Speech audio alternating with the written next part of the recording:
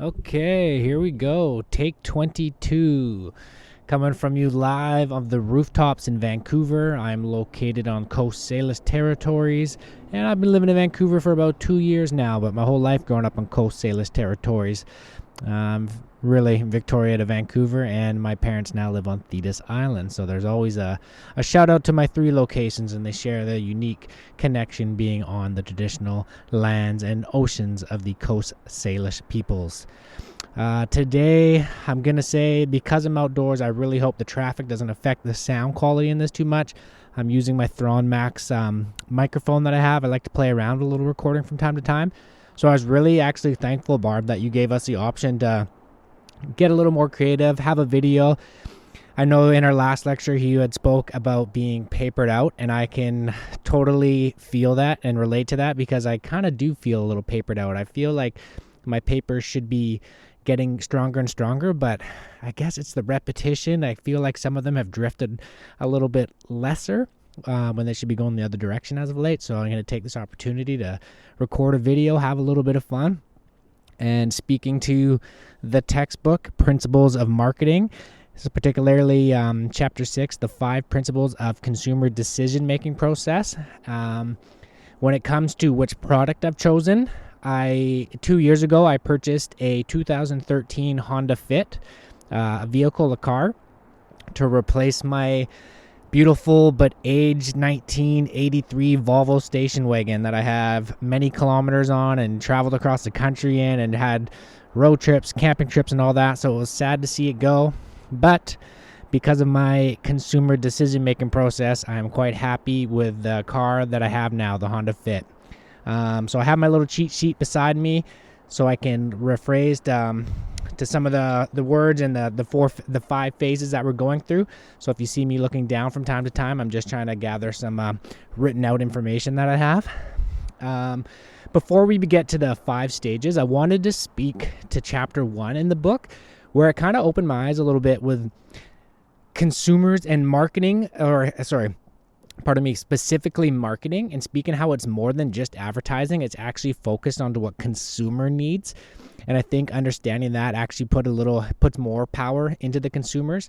I realized actually in one of my previous papers I've written about the amount of money spent on advertising. It's something like $50 billion a year. It's unbelievable. And we know this because as soon as we pick up our phone, what we're inundated with, anytime we sign on to any YouTube or something like that, it's just constant bombarded with marketing and advertising. It can be overwhelming. But now that I understand while certain aspects are focused on consumer needs, I really can dismiss some of the nonsense marketing that's just totally invasive, really intrusive on ourselves. I just wanted to make a note of that, just putting the power into the hands of the consumer myself. Okay, so let's get started. I will be using the consumer decision-making process as a method of reasoning behind the purchase of my 2013 Honda Fit car. Let's start off and get right into it with principle number 1, need recognition. The stimulus that I focused on with this purchase was from an external standpoint. As I value feedback from, there's 2 friends that have essentially the same vehicle, a family friend and a friend of mine. And it was their reasoning with the Honda Fit that I really put value on the external factor rather than internally coming from the actual marketing standpoint. I feel like we can relate to asking someone about a product and they can give you those inside scoops and those inside fillers that are way more value because, of course, the marketer, the product, Honda, of course they're going to tell you all the great features and everything about it, but they're never going to speak to any little flaws. And speaking from a vehicle, like blind spots and, when you're looking over and so on like that, they're never going to acknowledge that.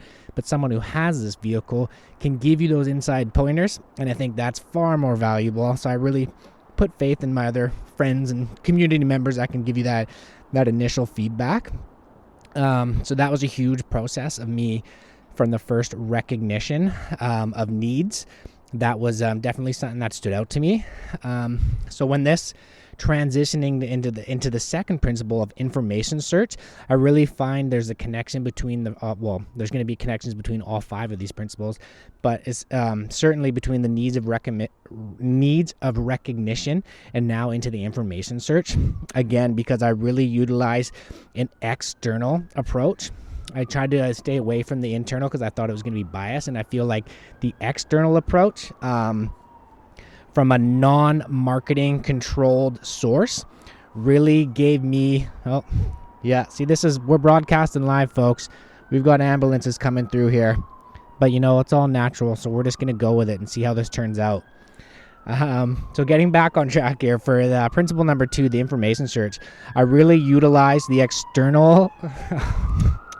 Oh man, I hope we can find a laughter in this. I really use the external information from a non-marketing controlled information source because I found that to be more valuable. People have already used this product, like I said, can offer that personal experience. And by doing so, they can give us specifics. For example, my Honda Fit, it's very deceiving in size. They don't call it a Fit for nothing. I'll tell you that. If you're on the market, it's a great car. But they like folding down seats in various ways. I can actually, I'm 6 foot tall, like on the dot essentially, and I can sleep and camp in the car if I need to, if I want to, and I do need to and want to at times. So it's really been a product that I've been happy with, and I never knew about the actual. I always just thought, it's just a small little car until my friends, going from that external factor, they folded down the seats both ways. Like, wow. It's very deceiving, and having that first-in experience where I could be with a friend that's doing that rather than being on a car dealership when someone's breathing down your neck trying to sell you something. And I found that to be like hugely successful for me when really going through this decision-making process before ultimately spending, a significant amount of money that I've worked hard to save on. So I wanted to make sure I had the right product. So those 2 first principles of need recognition and information search, I really do find overlap each other quite well. And it actually, when I went moving into the third, transitioning into the third for alternative purchases, I feel like the 2 principles at the start really kind of eliminated the alternative search for me because I put a lot of faith in those 2 opening principles. I kind of had my mind set. I looked at a couple other vehicles just essentially for the sake of looking at them, but I kind of knew already that I wasn't going to be going with them because I was pretty confident in the personal feedback that I've experienced from these external factors. And so I really feel like the alternative search was very limited for myself. Now I know this is just a self-example, so other people can, really be striving from different products. But actually, when we go back, I can say for the product that I didn't purchase, it was the alternative search that kind of stood out more. Which is interesting, for something that I knew I wanted. I kind of ignored the third principle, but finding out something that I didn't want, the third principle was actually a key in searching for alternatives. Sorry, I'm just getting myself a little frazzled here in the sun and all the cars going by. Essentially, my decision was made before I could even take any serious consideration into any other vehicles, and that's really giving credit to the external factors. I guess really that's how my brain works. And I would imagine most people probably trust friends or families or community members more than they're going to trust the actual car dealership or, Honda themselves, because of course they're going to be selling you all the highlights and what works for them because their sole purpose is to profit, right? So I'm going to transition now from the third principle to the fourth principle, which is the big one. Drum roll, please. The purchase. Trying to have some fun here. I hope you can appreciate that.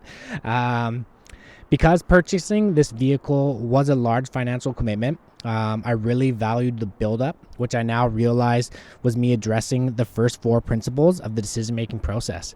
See, at the time when I made this, I had no clue about the 5 principles of decision-making. Consumer decision making. But now when I look back through it, I realize, number 1, number 2, I really went through the recognition, sourcing out information.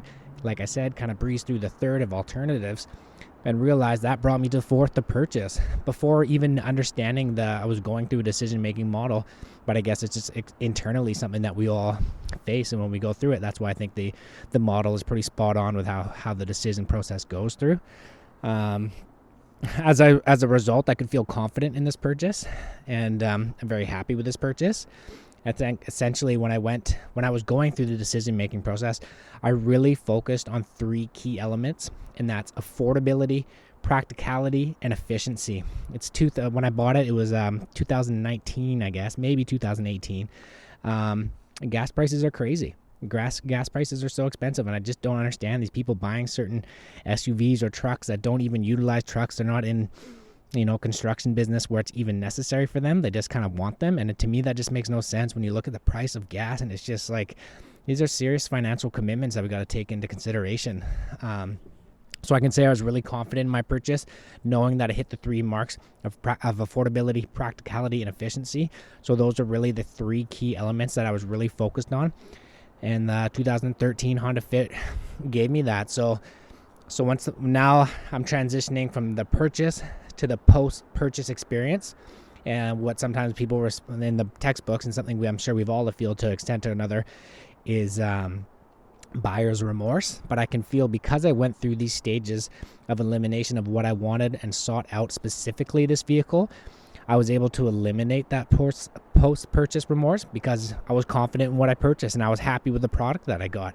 Again, I hit the 3 key elements of affordability, being, as a younger individual and still going through school and all that. I would want to save a house and save money to have a house someday. I know that affordability was going to be huge in this vehicle. I can't just have some financial commitment that's going to be a burden for years down the road when I'm trying to, advance through life. So that really did eliminate any buyer's remorse, but I think that speaks to really doing my homework on the situation first. I'm a little bit of a stickler when it comes to spending like a large purchase, as I feel like all should be. I have to work hard for this money and save it up, and it's not always an easy process. So really feeling confident in that purchase, and I feel happy with the product. I have a vehicle that I can, drive to anywhere in North America tomorrow, and I'm going to be okay. Just Japanese built motors and all that. Great reviews from in-house marketing, great reviews, of course, but also from external factors. When you look at consumer to consumer polls and websites, a quick Google search of reviews and so on like that, you'll see the majority of feedback online is pretty confident. And I trust that because, I know there's some robots out there that I'm trying to, assist in selling the product, but ultimately it's just individuals putting out some information because it's going to help the next individual thinking about making a purchase. And that really helped me. So I did my online reviews, my reviews from my friends, and then just kind of my own internal review of what I'm looking to get out of this. And I feel like I made the right decision, and it's a product that I'm happy with. And going through the 5 phases, the 5 principles of the model, I think I really, looking back on the purchase now, as I said, I wasn't aware of this at the time. You can see, I'm like, okay, I really did hit those check marks, and you can see this process being into action. And it's kind of neat these years after the fact and realizing, oh, there's actually a structure to this, and it's within our principles of marketing, this great textbook that we have. It actually has been a pretty good read, and it's well written for it's an easy read. It's not just filled with subject matter and all that. It's filled with like very relatable content. And I know last week we discussed being a Canadian. I think that really is a bonus because so much of our content is so much American influence in our media and so on. So when we consume something that's strictly Canadian, I feel like there's a lot more value out of that as a proud Canadian. So having said that, for the 5 principles of my consumer making decision for the Honda Fit, I'm going to reverse this now and go for a product that I didn't buy, going through this process of the 5 principles and why I didn't buy it. And it relates to a laptop that I just purchased. I ended up purchasing an Asus. I think it's Asus. I still don't even know how to pronounce it.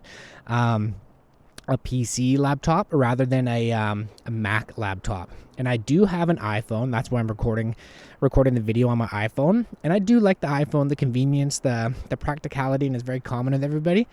But I have a hard time with Apple products because of the monopoly-like feel to it. I really just have a hard time accepting that, I can't just buy a USB cord like any other USB cord, or a HDMI cord like any other HDMI cord. You have to buy a special adapter for this and a special adapter for that. And the price scale is just so out of whack Now I understand that Apple makes a familiar product that people can use, and it's somewhat user friendly, but just like any technology, you know, there's learning curves and everything like that.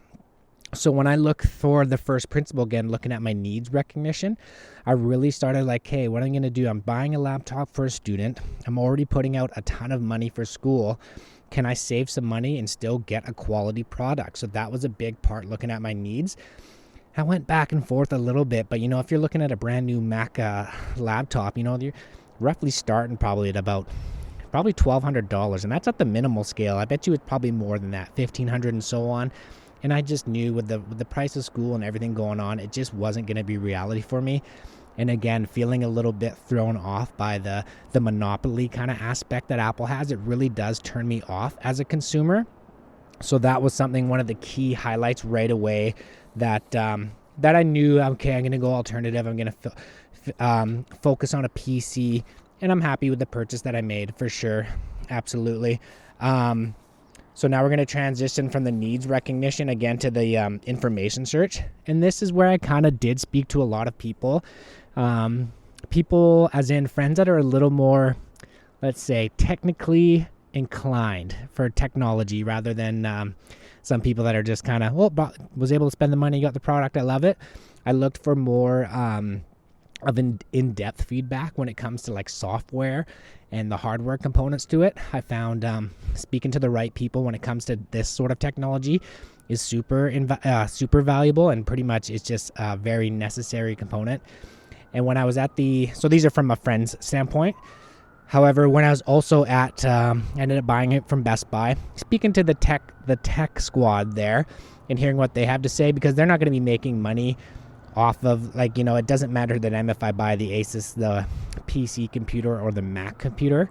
So just to hear their feedback, and then hearing the one person I was speaking to in particular, it sounds like he played a lot of video games, which I don't use my computer for video games, but he was just giving me feedback how the Apple products are very limiting in that aspect, where PC just dominates that field. And he was just kind of like a pro PC guy, and I could get that right from the get-go. So he really just kind of reinforced those problems I already had with the Mac, with going the Mac route. And just, again, the price point for myself, it just didn't fit and align with my needs.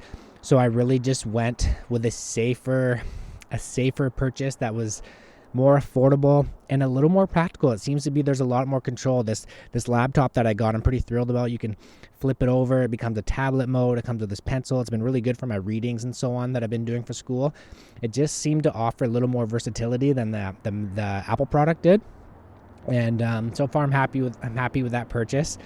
So from the informational point, I really, again, utilize the external non-marketing factor. Just, I think that's for us all consumers. Now we have way more access as a consumer. We have way more power in our hands because we can go on to these online chat rooms or blogs to read and consumer reviews and all that. So instead of just being isolated to the product that's telling you how amazing they are. So I can really appreciate that with the technology and the more access that we have to information. As I transition to the third principle, again, I had more, this was utilized more, as I was saying at the beginning of this, the evaluation of alternatives purchases. This wasn't used when I purchased my vehicle, but this was extremely useful for me when I did the purchase of the laptop, and essentially not purchasing the Mac laptop and going with the PC. I really did my research and my homework for a bit, all types of reading, reviews, and so on. Because when you make a purchase for a laptop, it really is, it's a big purchase. Plus, it's going to be something that I'm utilizing and using every day. So I wanted to make sure I had the right product. So that's when I had a whole list of things.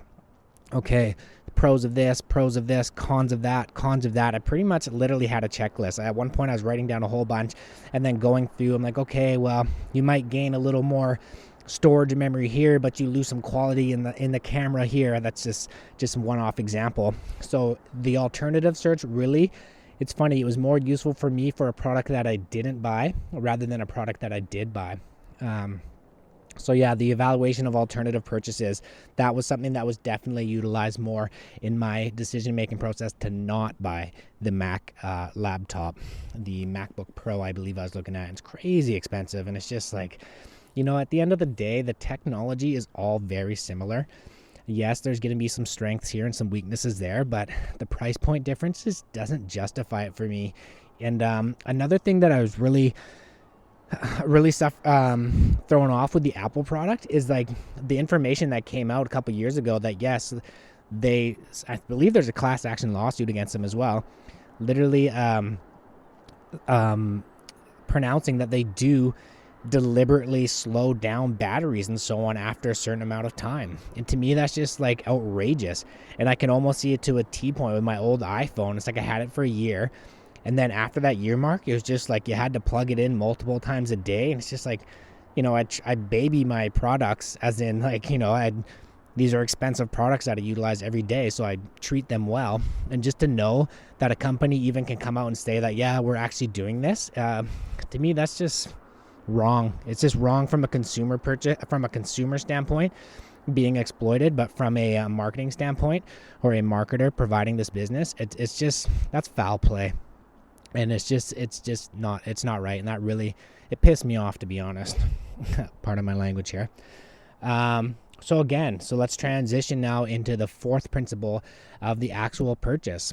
Or I guess in this scenario, the non-purchase of the Mac. I'm happy that I didn't buy the Mac because now I can see the product that I did get. There's just the familiarity that I have with it. It seems to be a little more personalized. You can do a little more with it. The price point was great. And I just feel like it really was the right decision.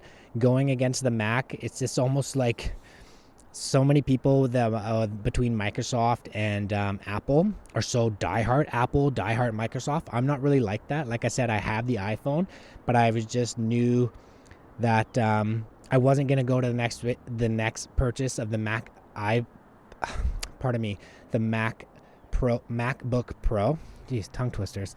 And I just wanted to stay away from that. And it's kind of nice to have the alternative. I've got the Windows, I've got the iPhone, so I get best of both worlds. You can find traits that I like and don't like. I know my parents, actually, they're on the market for a new laptop, and I don't know if they're going to go.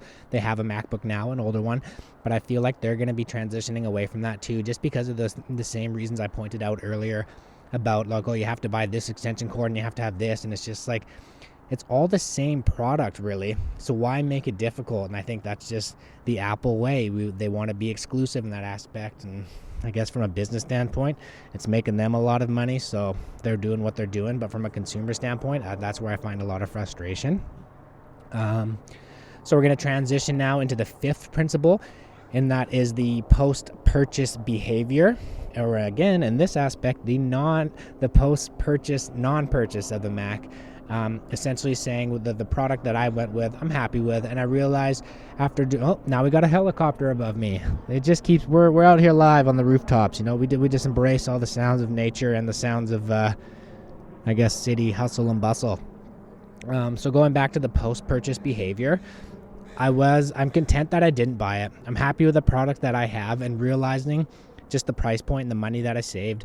I made the right purchase for myself. Again, as I pointed out earlier, as a student, the cost of living is just crazy. Paying for rent in Vancouver, although I'm fortunate to have a good price that I'm paying. All things considered, if I can save, $700 to $800, I know it was not quite $1,000, but it was more than $500, a significant amount of money, about $750 difference probably in what I paid. And the product that I have has way more gigabyte storage. So right away, that's something that stood out to me right away. So going through the process of everything, I really did take my time. Like I said, I had a whole different list of computers that I was looking at and kind of going through, okay, what does this have? What does that have? And like, there's always like Apple's just pretty dominant. So it was always kind of lingering in my mind, like, oh, am I going to do it? Common product and everything, compatible with my iPhone. But ultimately, at the end of the day, going through, now that I know these 5 stages of consumer behavior for purchases, I realized that going through that, I just kind of weighed my options and realized that wasn't going to be something that I was going to go for. So, I don't have buyer's remorse with the product I ended up with. I'm quite content. I haven't thought twice about not having my Apple laptop, and that's cool with me. So, Post behavior, I think I made the right decision. Actually, I should rephrase that. I know I made the right decision, and I'm happy with what I got. So I believe, going through the reviews, I know I might ramble a little bit from time to time, but I've tried recording this multiple times, and I feel like I was trying to get word for word just perfect, but it wasn't feeling natural, and this way I can just speak and be honest. I think I might be a little longer than I anticipated, but you can fast forward any parts you'd like. I'm probably going to try and edit this down a little bit and just kind of have some fun post-production to see how that turns out. But again, Barb, I really do value having the option rather than just writing the paper. Here I am sitting out in the sun, got my camera set up, able to utilize this microphone that I purchased to have some fun with, not for this project, just for my own personal world. So I really do appreciate having, being open to alternative ways, because there's other ways to express our work and everything like that. So I think, covering the five principles of consumer decision-making process. I think I spoke to all of those quite clearly.